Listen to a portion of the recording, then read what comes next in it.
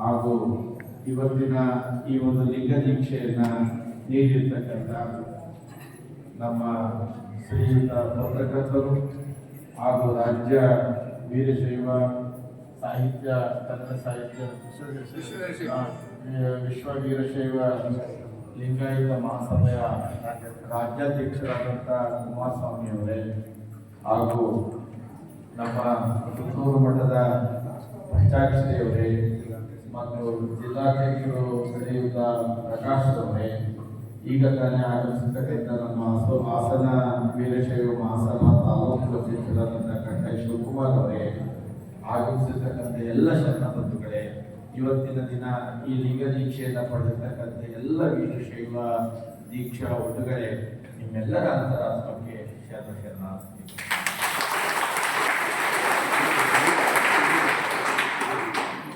ಪೂಜ್ಯರು ಅಪ್ಪಣೆ ಕೊಡಿಸೋದು ಏನಂತಂದ್ರೆ, ಪುಷ್ಪಗಿರಿ ಮಠದಲ್ಲಿ ಇದು ಮೊದಲನೇ ಸಲ ಈ ಥರ ಆಗ್ತಾ ಇರೋದ್ರಿಂದ ನಿಜವಾಗ್ಲೂ ಕೂಡ ಸಾಕ್ಷಾತ್ ಕೈಲಾಸ ಎಲ್ಲಾರ ಒಂದು ಕಡೆ ಇದೆ ಅಂತಂದ್ರೆ ಇವತ್ತು ಈ ಪುಷ್ಪಗಿರಿ ಮಠದಲ್ಲಿ ಇದೆ.